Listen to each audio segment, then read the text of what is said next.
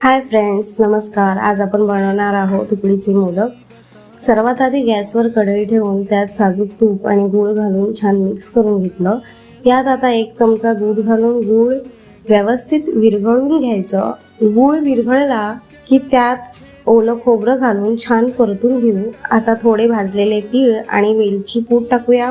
यामुळे सारणाला खूप छान चव आणि सुवास येतो. आपलं मोदकाचं सारण आता तयार आहे. आता वळूया उकडीकडे. कढईत 1 वाटी पाणी घेऊन त्यात थोडं दूध आणि साजूक तूप टाकायचं. पाण्याला छान उकळी आली की ज्या वाटीने पाणी घेतलं होतं त्याच वाटीच्या प्रमाणाने तांदळाचं पीठ यात मिसळून घ्यायचं.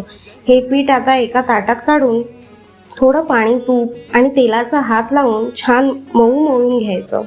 पीठ जितकं चांगलं मळलं जाईल तितके मोदक छान मऊ होतात. आता या पिठाच्या हाताने वाट्या करून त्यात सारण भरून हाताने मोदक वळून घेतले आणि कढईत पाणी ठेवून त्यावर ट्रे आणि केळीचं पान ठेवलेली चाळण ठेवायची आणि मोदक 5-6 मिनिटं वाफवून घ्यायचे. संकष्टी स्पेशल मऊ उकडीचे मोदक तयार आहेत.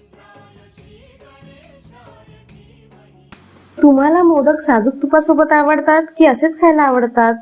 मला कमेंट करून नक्की सांगा. आणि अशाच नवनवीन रेसिपीजसाठी DK क्रेव्ह अँड कुक ह्या चॅनलला लाईक करा, शेअर करा आणि सबस्क्राईब करायला विसरू नका.